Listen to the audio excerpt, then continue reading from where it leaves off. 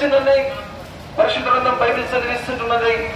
ప్రభువైన యేసుక్రీస్తు ప్రభువారు ఇలా సెలవిస్తుంటున్నారు, పునరుత్థానమును జీవమును నేనే, నా యందు విశ్వాసం ఉంచువాడు చనిపోయినను మరలా బ్రతుకునని ప్రభువైన యేసుక్రీస్తు ప్రభువారు సెలవిస్తుంటున్నారు.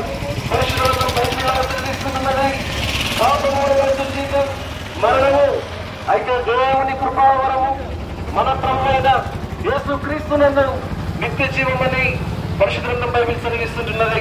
కనుక మన పాపములను మనము ఒప్పుకునే నేడులా ఆయన అనగా ప్రభువైన యేసుక్రీస్తు ప్రభువారు నమ్మదైన వాడును నీతిమంతుడు కనుక మన పాపము క్షమించి సమస్త దుర్నీతి నుండి మనం కడిగి పవిత్రులుగా చేయనని పరిశుద్ధ గ్రంథం బైబిల్ సెలవిస్తుంటున్నది. ప్రభువైన యేసుక్రీస్తు ప్రభువారి రక్తం ప్రతి పాపము నుండి మనలను కడిగి పవిత్రులుగా చేయను.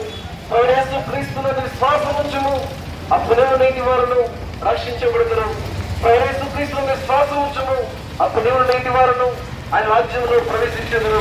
ఇదే రక్షణ సువార్త. హలో చిన్న అద్భుతమని మసీకి రాజుల రాజైన యేసుక్రీస్తు ప్రభువారికి, వాసైనటువంటి యేసుక్రీస్తు ప్రభువారికి, వాసైనటువంటి యేసుక్రీస్తు ప్రభువారికి.